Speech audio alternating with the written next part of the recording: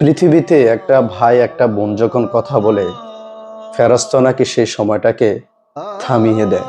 কেন জানেন? কারণ মৃত্যুর পর এই ভাই বোনের আর কখনো দেখা হবে না। বিশ্বাস করেন, এই কথাটা যখন শুনি তখন বুকের ভিতরে আঁতকে ওঠে, চোখের অশ্রুগুলো আসলে অজান্তে ঝরে পড়ে।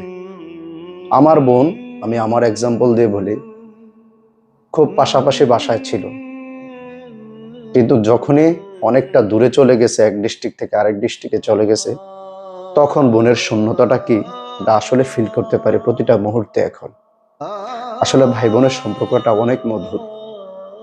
বিশেষ করে ভাই যখন কোনো বিপদে পড়ে, ভাই যে যাই কিছু করুক, কিন্তু বোন কখনো বেইমানি করতে পারে না। তাই আমাদের সমাজে এখন ভাই বোনের সম্পর্কটা হয়ে গেছে তেল আর পানির মতন।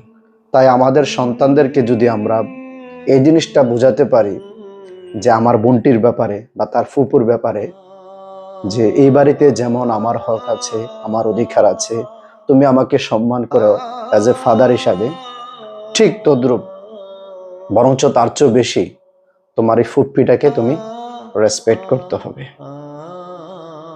আপনি এই জিনিসটা তার সামনে তুলে ধরেন, দেখবেন জীবনে অনেক সুখ অনুভব করতে পারবেন। কিন্তু বাস্তবতা ভিন্ন।